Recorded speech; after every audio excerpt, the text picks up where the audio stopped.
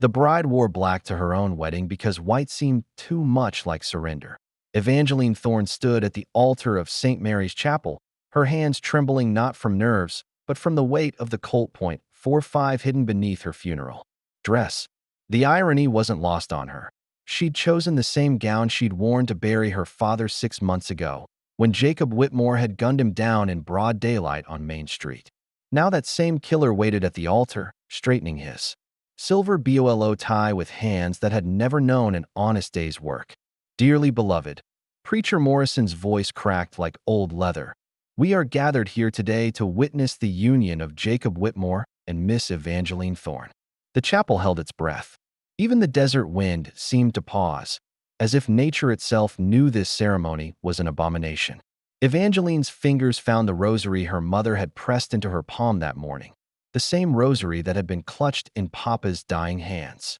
"I can't do this, Mama," she'd whispered in the pre-dawn darkness of their cramped boarding house room. "You can and you will," Martha Thorne had replied, her voice hollow as a dried gourd. "Whitmore owns the bank, the general store, and half the town council. He's got us pinned tighter than a rattler in a coffee can.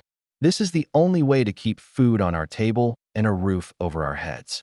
But Evangeline knew better. This wasn't about survival, it was about possession. Jacob Whitmore collected things: land, businesses, and now her. He'd killed her father not for the small plot of land they'd worked with bleeding hands, but because Thomas Thorne had been the only man in Red Canyon who dared to look him in the eye and call him what he was: a murderer and a thief. The chapel doors creaked open, drawing every eye toward the back of the church. A figure stepped through the threshold, silhouetted against the blazing afternoon sun. Evangeline's breath caught. Even backlit, she recognized that familiar stance, one hip cocked, thumbs hooked in gun belt, hat tilted just so. "Sorry I'm late," the stranger drawled, his voice carrying the kind of quiet authority that made hardened men step aside. "Hope I didn't miss anything important." Jacob Whitmore's face went the color of week-old milk. "This is a private ceremony. Stranger, you'd best move along." The gunslinger stepped fully into the chapel, and Evangeline's heart stuttered. Caleb Rivers. She'd heard the name whispered in saloons and spoken in reverent tones around campfires. Some said he was a ghost. Others claimed he was an angel of vengeance. What she knew for certain was that he was the finest tracker and fastest draw in 3 territories, and he'd been her father's closest friend. "Private, you say?" Caleb's spurs sang against the wooden floor as he walked down the aisle. Funny thing about private ceremonies, Whitmore, they tend to leave out important details, like how the groom murdered the bride's father in cold blood. The congregation shifted like tumbleweeds before a storm. Evangeline felt the weight of their stares, but her eyes were fixed on Caleb's face. Weathered and scarred, with eyes the color of winter storm clouds, he looked every inch the legend she'd heard described. But there was something else there, something that made her chest tighten with an emotion she couldn't name. "You're out of line, Rivers," Whitmore snarled, his hand drifting toward his gun. Thomas Thorne drew first. "It was self-defense." "Self-defense?" Caleb laughed, but there was no humor in it.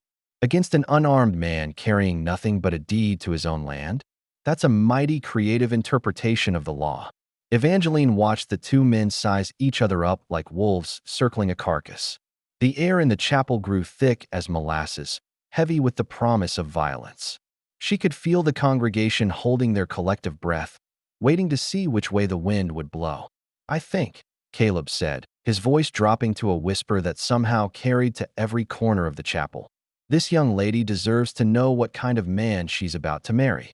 He reached into his vest pocket with deliberate slowness, and Evangeline saw at least 3 men in the congregation reach for their own weapons. But instead of a gun, Caleb produced a folded piece of paper, yellowed with age. "This here's a letter," he announced, holding it up for all to see. "Written by Thomas Thorne and given to me for safekeeping. Contains some mighty interesting information about land deeds, forged documents, and a certain banker's creative accounting practices." Whitmore's facade cracked like a dam under pressure. "You son of a—" Caleb interrupted, waggling his finger. "We're in the Lord's house, Jacob. Mind your tongue." Evangeline felt the world tilt beneath her feet.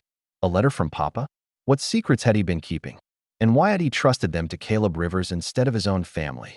The way I see it, Caleb continued, his eyes never leaving Whitmore's face. This ceremony can proceed as planned. But I reckon Miss Thorne might want to hear what her daddy had to say before she makes any permanent decisions. The silence stretched taut as a bowstring. Evangeline could hear her own heartbeat thundering in her ears, could smell the fierce sweat rolling off Jacob Whitmore in waves. Every instinct screamed at her to run, to grab that letter and flee as far as her legs could carry her. But something held her rooted to the spot. Maybe it was the way Caleb looked at her, not with pity or desire, but with respect. Like she was a person worthy of making her own choices, not a prize to be won or a burden to be managed. Well, Miss Thorne, Caleb's voice was gentle now, almost tender. What's it going to be? But before she could answer, the chapel doors burst open again, and this time it wasn't a lone gunslinger who stepped through. It was Jacob Whitmore's entire crew, armed to the teeth and ready for war. The chapel erupted into chaos as Whitmore's men flooded through the doors like a plague of locusts. Evangeline counted 7 of them, each one meaner than a sidewinder and twice as deadly. Their leader, a scarred brute named Pike, had a face that looked like it had been carved from granite with a dull knife. "Boss," Pike growled, his hand resting on his gun, "but we heard there might be trouble." Caleb didn't even flinch.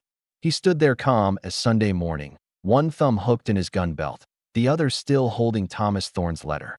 "Trouble? I was just having a friendly conversation with the happy couple." "Friendly conversations don't usually require an audience," Whitmore snarled, his confidence returning now that he had backup. "Pike, escort Mr. Rivers out. Permanently." The congregation pressed themselves against the walls like frightened sheep. But Evangeline noticed something that made her heart skip. Old Mrs. Henderson was clutching her husband's arm, but her eyes were bright with something that looked suspiciously like hope. Tom Bradley, the blacksmith, had positioned himself near the altar, his massive hands curled into fists. Even young Billy Crawford had slipped behind a pew, but he was watching Caleb with the kind of admiration usually reserved for dime novel heroes. Her father hadn't been as alone as she'd thought. These people had cared about him, respected him. They were just too afraid to act. "Now hold on there, Pike," Caleb said, his voice carrying that same lazy drawl that somehow made grown men nervous. "A gentleman doesn't leave a lady without hearing her answer. Miss Thorne, you were about to tell us what you wanted to do." All eyes turned to Evangeline, and she felt the weight of the moment pressing down on her like a physical thing. The smart choice was to go through with the wedding. Keep her head down, protect her mother, survive. But Papa's voice echoed in her memory. "Sometimes, daughter, a person has to decide what they're willing to die for. Because that's the only way to figure out what's worth living for." "I want to hear the letter," she said, her voice barely above a whisper. "What was that, dear?" Whitmore's tone was sickeningly sweet, but his eyes were hard as flint. "I didn't quite catch that." Evangeline straightened her shoulders and lifted her chin. "I said I want to hear my father's letter. Every word." The silence that followed was so complete you could have heard a pin drop in the next county. Then Whitmore laughed, a sound like breaking glass. "The letter's meaningless, Evangeline. Just the desperate ramblings of a broken man. Your father was deep in debt, facing foreclosure. He was grasping at straws, trying to find someone else to blame for his failures." "That's funny," Caleb said, unfolding the paper with deliberate care. "Because according to this, Thomas Thorne discovered that his mortgage payments were being credited to a different account, one that happened to belong to a certain banker, who shall remain nameless." He looked up, his gray eyes twinkling with dangerous amusement. "Well, mostly nameless." The color drained from Whitmore's face. "You're bluffing." "Am I?" Caleb began to read, his voice carrying clearly through the chapel. June 15th, 1887. "To whoever finds this letter, if something happens to me, look into the books at Whitmore's bank. I've been keeping records, and the numbers don't add up. 3 other families in Red Canyon are being cheated the same way Martha and I were." Mrs. Henderson gasped. Her husband's farm had been foreclosed on just last month. "There's more," Caleb continued. "It seems your daddy was quite the detective, Miss Thorne. He'd been tracking shipments of stolen cattle, altered brand markings, and forged bills of sale, all leading back to the same source." "Enough," Whitmore roared, drawing his gun. "Pike, kill him." But Pike hesitated, his eyes darting between his boss and the letter in Caleb's hand. Boss, if what he's saying is true, it's lies. All of it. Whitmore's voice cracked like a whip. Rivers is a washed-up gunslinger trying to make a name for himself. Don't listen to him. That's when Evangeline made her choice. She reached beneath her skirts and pulled out the Colt .45, pointing it steady as a rock at Jacob Whitmore's chest. The congregation gasped, but she kept her eyes locked on the man who'd destroyed her family. Actually, she said, her voice clear and strong, I think I'll listen to my father one more time. You could smell the fear in the chapel now, sharp and acrid, like smoke from a grass fire. Whitmore's men shifted nervously, unsure whether to draw on a woman holding a gun or wait for orders from their increasingly unhinged boss. Put the gun down, Evangeline, Whitmore said, his voice switching to that patronizing tone he used when he wanted to sound reasonable. You don't want to do something you'll regret. The only thing I regret, she replied, is not doing this. 6 months ago, Caleb stepped closer, and she caught a whiff of leather and sage, wind and danger. Easy there, Wildcat. Let's hear the rest of your daddy's words before we start the fireworks. She nodded, never taking her eyes off Whitmore. Read it all. Thomas goes on to say that he confronted Whitmore about the discrepancies. That's when things got interesting. Caleb's voice took on a harder edge. Quote, Whitmore threatened my family. Said accidents happen to people who ask too many questions. I know now that he killed Sam Patterson and made it look like a riding accident. Sam had been asking the same questions I was. The chapel was so quiet you could hear dust motes settling on the pews. Sam Patterson had been found dead 3 years ago, his horse supposedly spooked by a rattler. But Evangeline remembered how her father had gone silent and grim after the funeral, how he'd started teaching her to shoot and keeping a loaded rifle by the door. There's one more thing, Caleb said, his eyes finding hers across the charged space between them. Your daddy asked me to look after you and your mother if anything happened to him. Said you were the finest woman in 3 territories, with a heart big enough to hold the whole world and a spirit that couldn't be broken. Tears blurred her vision, but she blinked them back. She couldn't afford to be weak now. Touching, Whitmore sneered. But it doesn't change anything. That letter proves nothing. It's just the word of a dead man. Maybe, Caleb agreed. But I've got something else that might interest you. He reached into his other vest pocket and pulled out a small leather journal. Thomas wasn't the only one keeping records. Turns out, honest bookkeeping is a dying art in these parts. The blood drained from Whitmore's face completely now. Where did you get that? Sam Patterson's widow gave it to me. Found it hidden in their root cellar after she heard about Thomas's death. Seems Sam was a careful man. Kept track of every penny that went missing. Caleb's smile was sharp as a blade. Funny thing about numbers, Whitmore. They don't lie, even when the people keeping them do. That's when Pike made his move. Steel whispered against leather as he drew his gun, but he wasn't aiming at Caleb. He was aiming at Evangeline. Drop your weapon, girl, or I'll drop you where you stand. The chapel held its breath. Even the wind outside seemed to pause, as if the whole world was waiting to see what would happen next. Evangeline felt time slow to a crawl. She could see Pike's finger tightening on the trigger, could hear her mother's sharp intake of breath from somewhere behind her. But she also saw something else. Caleb's hand hovering over his gun, his body coiled like a spring ready to snap. Your choice, Miss Thorne, Pike said, his voice ugly with menace. But choose fast. In that moment, suspended between life and death, Evangeline realized that some choices don't require thinking, they require faith. And for the first time in 6 months, she knew exactly what her father would want her to do. Faith, as it turned out, sounded like thunder. Evangeline pulled the trigger just as Caleb's gun cleared leather. The chapel exploded into chaos, gunshots, screams, and the acrid smell of black powder. Pike's shot went wide, splintering the altar cross above her head, while her bullet caught him in the shoulder and spun him like a child's top. But Caleb was poetry in motion. His Colt barked twice, and 2 of Whitmore's men dropped before they could clear their holsters. The remaining 4 scattered like quail, diving behind pews and overturning chairs. Get down, Caleb shouted, but Evangeline was already moving. She grabbed her mother's hand and pulled her toward the altar, where the thick oak podium offered the best cover. My God, Evangeline! Martha gasped, her face white as fresh snow. What have you done? What Papa would have wanted. Evangeline replied, reloading her Colt with hands that barely trembled. What I should have done months ago. The chapel had become a battlefield. Whitmore's remaining men were firing from behind overturned pews, their bullets chewing chunks from the wooden walls.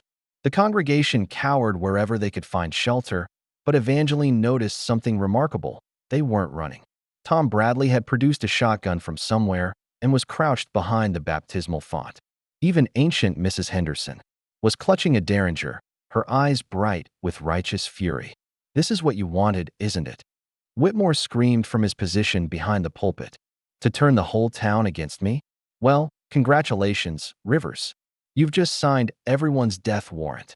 The only death warrant here is yours, Jacob, Caleb called back, his voice steady despite the lead flying around him.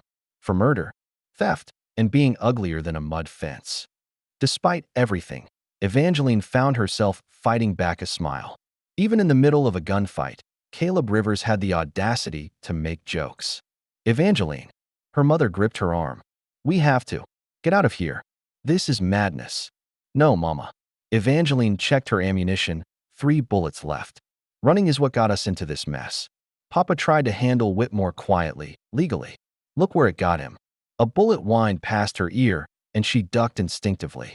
When she looked up, she saw Caleb vaulting over a pew, moving with the fluid grace of a man who'd spent his life dancing with death.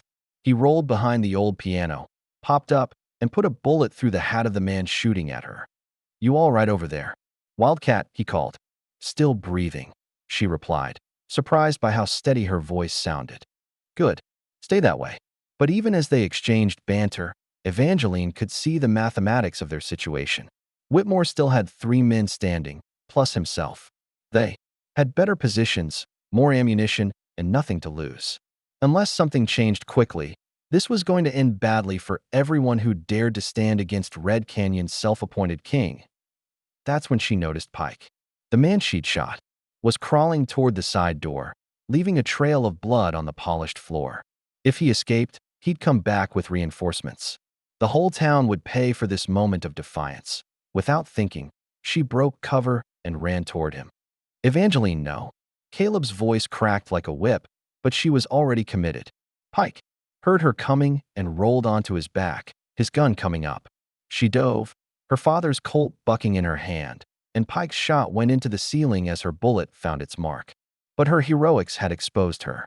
She was caught in the open, halfway between the altar and the door, with Whitmore's men converging on her position. She saw muzzle flashes, heard the whistle of bullets, and knew with cold certainty that she was about to join her father. Then Caleb was there, appearing like an avenging angel in a storm of gunfire. He grabbed her around the waist and spun her behind the nearest pew just as the wood above their heads exploded into splinters. They landed hard, her body pressed against his, and for a moment the world narrowed to just the 2 of them. You crazy, beautiful, impossible woman, he breathed against her ear. What were you thinking? I was thinking Pike would bring back half the county if he escaped, she replied, acutely aware of how his arms felt around her, how his heart hammered against her chest. Was I wrong? No, he admitted, his lips so close she could feel his breath on her skin. But there are smarter ways to be right. Before she could respond, the gunfire suddenly stopped. The silence was somehow more terrifying than the chaos had been. Rivers, Whitmore's voice echoed through the chapel. I have a proposition for you. I'm listening, Caleb called back, though his eyes never left Evangeline's face. You walk away. Now, and I'll let you live. Take the girl if you want. I've got plenty of other options. But leave that journal and the letter, and we'll call it even. Evangeline felt her heart stop. He was going to do it. He was going to take the deal and walk away, just like every other man who'd ever had a chance to stand up to Jacob Whitmore. She couldn't blame him. It was the smart play, the safe play. That's mighty generous of you, Jacob, Caleb said, his voice carrying that same lazy drawl. But I'm afraid I can't accept. Why not? Whitmore demanded that Caleb's eyes were storm gray and completely serious as he looked at Evangeline. Because I made a promise to a good man. And because some things are worth dying for. Her breath caught. In all the stories she'd heard about Caleb Rivers, No one had ever mentioned that he was a man of his word, that he understood honor in a way that went deeper than reputation or pride. Your funeral, Whitmore snarled. Boys, finish them. But as the remaining gunmen rose from their positions, something unexpected happened. Tom Bradley's shotgun boomed, and one of Whitmore's men crumpled. Mrs. Henderson's derringer popped, and another man yelped and dropped his gun. All around the chapel, the people of Red Canyon were finally fighting back. Well, I'll be damned, Caleb muttered, a slow grin spreading across his face. Looks like your daddy's courage is contagious. The battle was fierce but brief. Whitmore's remaining men, caught between Caleb's deadly accuracy and the righteous fury of an entire town, didn't last long. When the smoke cleared, only Jacob Whitmore remained, crouched behind the pulpit like a cornered rat. It's over, Jacob, Caleb said, rising slowly with his gun trained on the banker. Come out with your hands up. It's not over. Whitmore screamed, his voice cracking with hysteria. You think this changes anything? I own this town. I own the sheriff, the judge, half the county commissioners. You can't touch me. Maybe not, Evangeline said, stepping out from behind the pew. But they can. She pointed toward the chapel doors, where a crowd had gathered. Word of the gunfight had spread quickly, and it seemed like half of Red Canyon had come to see what all the fuss was about. But these weren't curious onlookers. These were people who'd been cheated, threatened, and terrorized by Jacob Whitmore for years. People who'd lost their homes, their livelihoods, sometimes their lives to his greed, and they were angry. Sarah Patterson, Evangeline called out, recognizing the widow in the crowd. Would you like to tell everyone what you found in your husband's papers? The small woman stepped forward, her voice shaking but determined. Sam kept records. Every suspicious transaction, every altered document, every threat. She held up a thick folder. It's all here. Everything Mr. Rivers said and more. Other voices joined hers. Stories of extortion, of families driven from their homes, of suspicious accidents that had befallen anyone who dared to question Whitmore's methods. The crowd grew larger, angrier, more determined with each revelation. String him up, someone shouted. Hang the murderer. Wait, Evangeline said, her voice cutting through the mob's fury.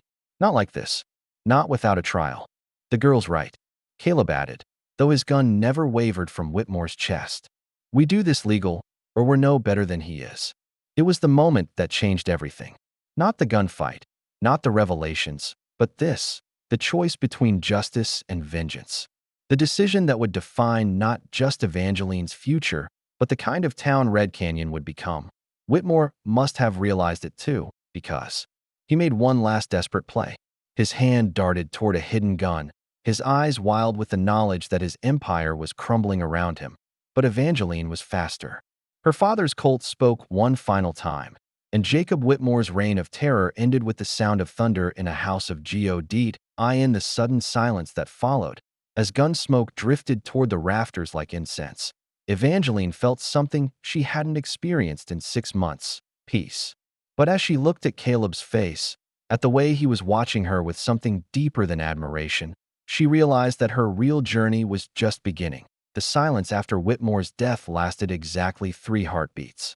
Then all hell broke loose, riders coming in fast. Tom Bradley shouted from the chapel doorway. At least a dozen of them.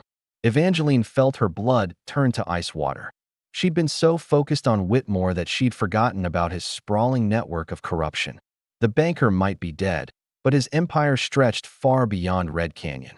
She could hear the thunder of hoofbeats now, growing louder by the second.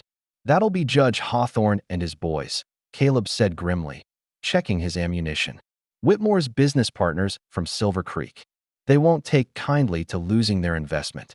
How many bullets you got left? Evangeline asked, surprised by how calm she sounded. Not enough. He gave her a look that was equal parts admiration and concern. You don't have to stay for this part, Wildcat. You've done more than enough. She almost laughed. And go where? This is my home, Caleb. These are my people. Besides, she added, reloading her father's Colt, I'm not finished yet. The chapel erupted into organized chaos as the townspeople prepared for siege. Tom Bradley and his sons started overturning pews to create better barricades.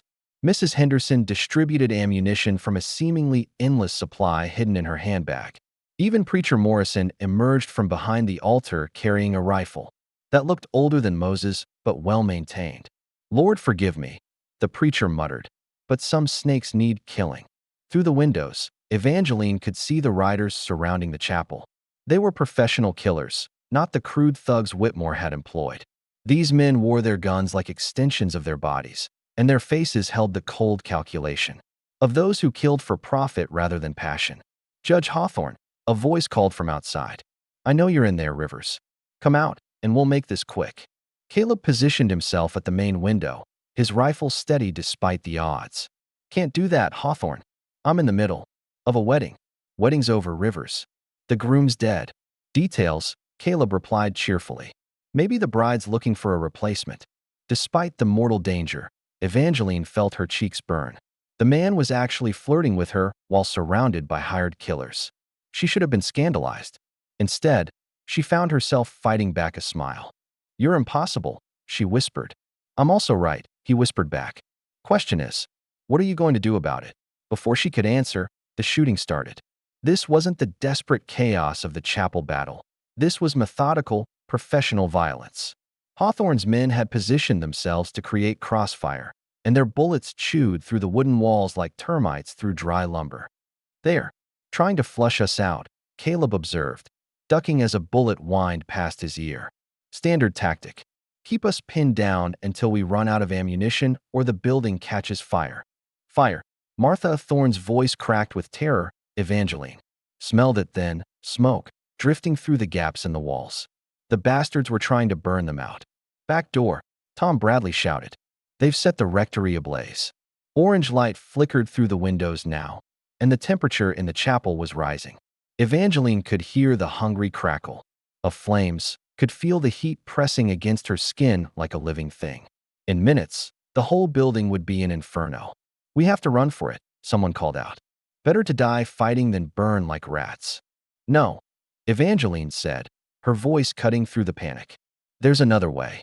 She was thinking of the stories her father used to tell about the old Apache raids, how the warriors would use the land itself as a weapon. Red Canyon had been built on a network of natural caves and underground streams, passages that the original settlers had used to hide from hostile tribes. "The root's cellar," she said, grabbing Caleb's arm. "Behind the altar. It connects to the old mine shaft that runs under Main Street. We can come up behind them." Caleb's eyes lit up with understanding. "You want to turn the tables?" "I like it." "It's suicide," Mrs. Henderson protested. "Those tunnels haven't been used in 20 years. They could collapse at any moment." "Better than burning," Evangeline replied. "Besides, they'll never expect it."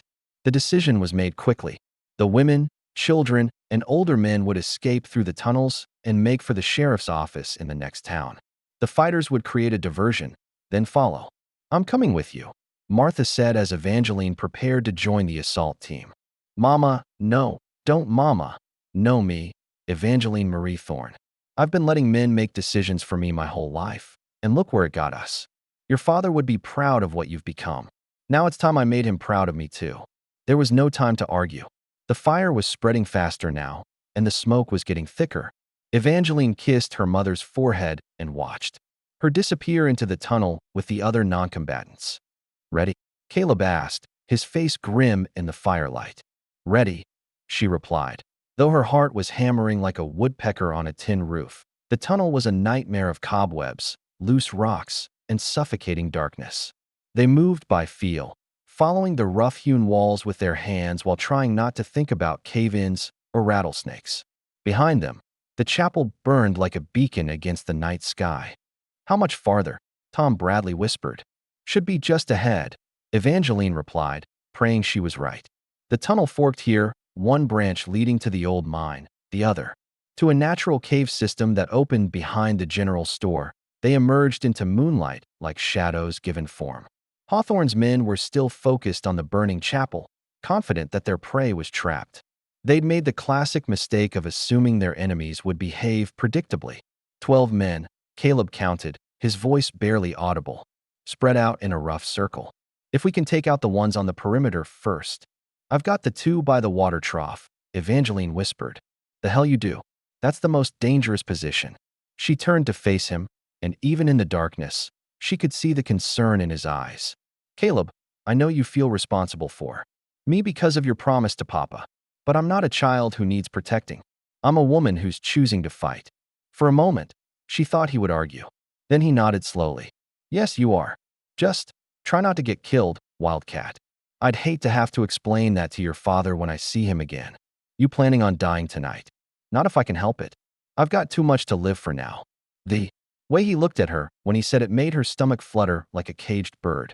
This was neither the time nor the place for such thoughts, but she couldn't help wondering what it would be like to kiss him, to feel those strong arms around her, without the threat of death hanging over them.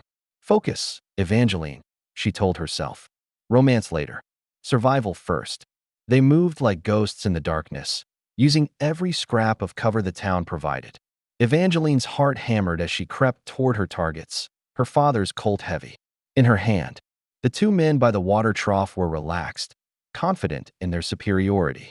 They were about to learn that confidence could be fatal. She took the first man with a shot to the chest before he even knew she was there.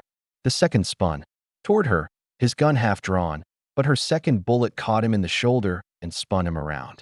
He went down hard, his weapon clattering away across the packed earth.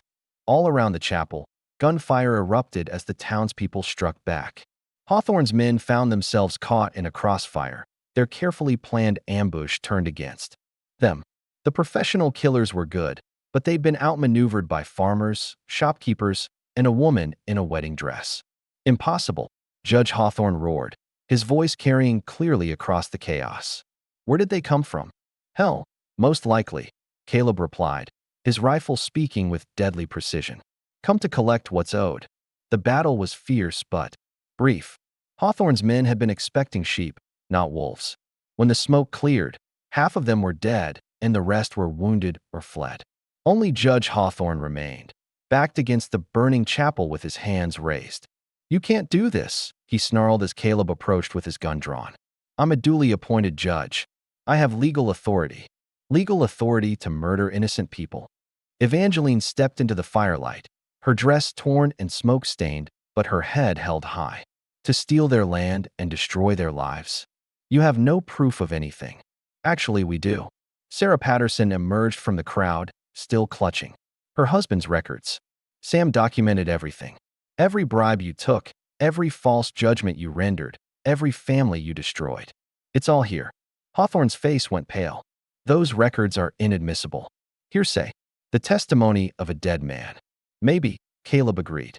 But there's more than one dead man with a story to tell. And the living ones are starting to talk too.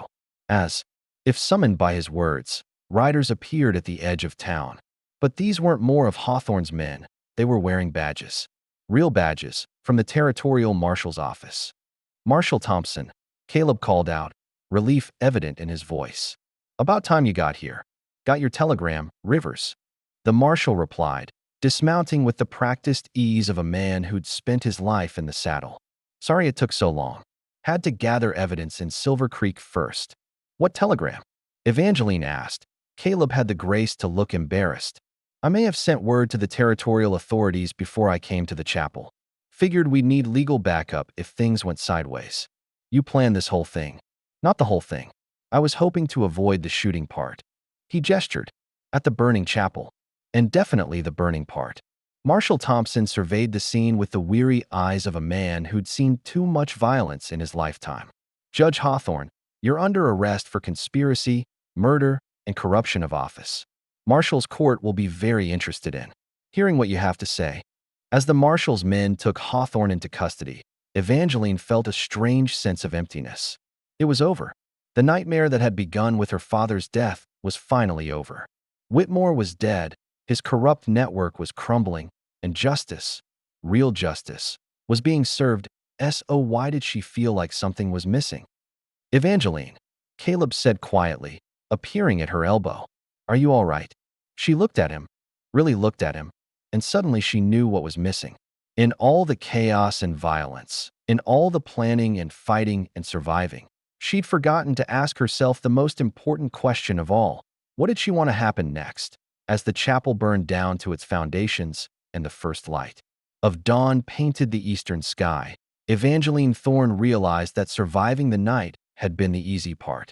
Now came the real challenge, figuring out how to build a life worth living. 3 months later, Evangeline stood in the ruins of what had once been St. Mary's Chapel, watching the sunrise paint the desert in shades of gold and rose.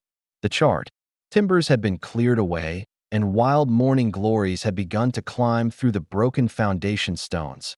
Nature's way of reclaiming what man had destroyed. She wasn't alone. Martha Thorne sat on a makeshift bench nearby, her hands busy with mending while her eyes kept watch over her daughter. The past months had changed them both. Martha had traded her widow's weeds for practical work clothes and had taken over running the general store when old Mr. Patterson decided to retire. Evangeline had never seen her mother look so content, so purposeful. "You're thinking too hard again," Martha observed without looking up from her sewing. "I can practically hear the wheels turning. Just wondering what Papa would think of all this," Evangeline replied, gesturing at the growing town around them. Red Canyon had transformed in the wake of Whitmore's fall. New businesses were opening, honest families were moving in, and there was talk of building a proper school and maybe even a railroad spur. "He'd be proud," Martha said simply. "Of you most of all." The sound of approaching hoofbeats made them both look up. Caleb Rivers rode into view, sitting easy in his saddle despite the heavy saddlebags that suggested a long journey. He'd been gone for 2 weeks, helping Marshall Thompson track down the last of Whitmore's network in Silver Creek and beyond. Evangeline's heart did that ridiculous fluttering thing it always did when she saw him, but she forced herself to remain composed. They'd grown close over the past months, closer than she'd ever been to any man. But Caleb was a drifter by nature, a tumbling tumbleweed who'd never stayed in one place long enough to put down roots. "Morning, ladies," he said, tipping his hat as he dismounted. "Martha, you're looking lovely as always." "Flatterer," Martha replied, but she was smiling. "Evangeline, I just remembered I promised Mrs. Henderson I'd help her with her preserves this morning. I'd better get going." She gathered up her sewing with suspicious haste and hurried away, leaving Evangeline and Caleb alone among the morning glories. "Your mother's about as subtle as a thunderstorm," Caleb observed, his gray eyes twinkling with amusement. "She means, well." Evangeline found herself suddenly nervous, which was ridiculous. She'd faced down hired killers and corrupt judges. Surely she could handle one conversation with a man who'd become. What exactly had he become to her? "How did things go in Silver Creek?" she asked, sticking to safe topics. "Better than expected. We rounded up the last of Hawthorne's partners, and the territorial governor is sending in a whole new administration. Clean slate, honest officials, the works." He paused, studying her face. "Of course, that means my work here is pretty much done." There it was, the words she'd been dreading and expecting in equal measure. Caleb Rivers had ridden into Red Canyon like something out of a legend, and like all legendary figures, he would eventually ride off into the sunset. She'd known this day was coming, had tried to prepare herself for it. Oh, why did it feel like someone was squeezing her heart with iron fists? "I see," she said, proud of how steady her voice sounded. "When will you be leaving?" "That depends." "On what?" He stepped closer, close enough that she could smell leather and sage, wind and promises. "On whether you want me to stay." The question hung between them like smoke from a campfire, sweet and dangerous and impossible to ignore. Evangeline felt her carefully constructed composure cracking like old paint. "Why would what I want matter?" she asked. "You're Caleb Rivers. You go where the wind takes you, fight the good fight, and move on. That's who you are." "Maybe," he said quietly. "Or maybe that's just who I was before I met a woman brave enough to pull a gun on her father's killer and stubborn enough to save a whole town." Her breath caught. "Caleb, let me finish," he said, his hands reaching out to frame her face with a gentleness that belied their calloused strength. "I've been running my whole life, Evangeline. Running from ghosts, from responsibility, from anything that might tie me down. But these past months, watching you build something beautiful from the ashes of something terrible, it made me realize I wasn't running towards something. I was running away from it. And what was that?" "Home," he said simply. "Family. Love. The kind of life your daddy had with your mother. The kind of life that makes a man want to be better than he is." Evangeline felt tears prick her eyes, but they were good tears, hopeful tears. And you think you could find that here? In Red Canyon? I think I could find it with you, he corrected. Doesn't matter if it's Red Canyon or Timbuktu or the middle of the desert. Home isn't a place, Wildcat. It's a person. She wanted to say yes, wanted to throw herself into his arms and never let go. But she'd learned to be careful with her heart, to think before she leaped. What about your reputation? She asked. Caleb Rivers, the legendary gunslinger, settling. Down to run a general store or teach school. People would talk. Let them talk. His thumb brushed across her cheekbone, wiping away a tear she hadn't realized had fallen. Besides, I was thinking more along the lines of sheriff. Town like this is going to need law enforcement, and I've got some experience in that area. Sheriff Caleb Rivers, she mused. It has a nice ring to it. What about Mrs. Caleb Rivers? He asked, his voice dropping to a whisper. How does that sound? Her heart stopped, started again, then began beating so fast she was sure he could hear it. Are you asking me to marry you? Well, we're already dressed for it, he said, glancing at her simple blue dress and his clean white shirt. And the preacher's right over there. He nodded toward where Preacher Morrison was tending his small garden behind the boarding house. You want to get married right now? Here in the ruins? Why not? This place has seen enough sorrow. Maybe it's time for some joy. Evangeline looked around at the broken stones covered in morning glories, at the town her father had loved spreading out around them in the golden morning light. She thought about all the chances she'd almost missed, all the moments when fear or doubt had nearly stolen her future. Yes, she said, the word coming out like a prayer. Yes to marrying me, or yes to doing it right now. Yes to everything, she laughed, throwing her arms around his neck. Yes to marrying you. Yes to doing it now. Yes to whatever comes next as long as we face it together. He spun her around, both of them laughing like children, and when he set her down, he kissed her with all the passion and promise that had been building between them for months. It was a kiss that tasted like morning coffee and second chances, like home and hope and happily ever after. Preacher Morrison, Caleb called out, never taking his eyes off Evangeline's face. We need your services. The old preacher looked up from his tomatoes, took in the sight of them standing hand in hand among the ruins, and broke into a smile that could have lit up the whole territory. About time, he said, wiping his hands on his apron. I was beginning to think you two would never figure it out. The wedding was small and perfect. Martha cried happy tears and declared it the most romantic thing she'd ever seen. Tom Bradley and his sons provided music with a harmonica and a battered guitar. Even Mrs. Henderson showed up with a bouquet of wild roses she'd somehow managed to find in the desert as the sun climbed higher and the ceremony concluded. Evangeline found herself thinking about endings and beginnings, about how sometimes the worst thing that could happen turned out to be the first step toward the best thing. Her father was gone, but his memory lived on in the town he'd fought to protect and the daughter he'd raised to be strong. Whitmore's reign of terror was over, replaced by honest law and decent people. And she, little Evangeline Thorne, who'd once been too afraid to speak up for herself, had found her voice, her strength, and her heart's desire all in one incredible, terrifying, beautiful journey. What are you thinking about, Mrs. Rivers? Caleb asked, using her new name like a caress. Just wondering what adventures tomorrow might bring, she replied, settling into the circle of his arms like she'd been meant to be there all along. Whatever they are, we'll face them together. Promise. Cross my heart and hope to die, he said solemnly, then grinned. But preferably not for a very long time. I've got plans for us, Wildcat. Big plans. As the wedding party made its way back toward town, chattering and laughing in the warm morning air, Evangeline took one last look at the chapel ruins. Already the morning glories were climbing higher, reaching toward the sun with determined tendrils. By next spring, the whole foundation would be covered in blooms, something beautiful growing from the ashes of destruction that it seemed like a perfect metaphor for her new life. And in the distance, if you listened carefully, you could hear the sound of wedding bells carried on the desert wind. Or maybe it was just the chiming of spurs as two people walked into their future, hand in hand, heart to heart, ready for whatever tomorrow might bring. Well, friends, if this tale of love conquering all in the Wild West warmed your hearts like a campfire on a cold night, I'd be mighty grateful if you'd show your appreciation with a like and let me know in the comments what you thought of our brave Evangeline and our honorable Caleb. Don't forget to subscribe for more tales of romance and adventure from the frontier. Days. And speaking of frontiers, I'm curious, where in this big wide world are you watching from today?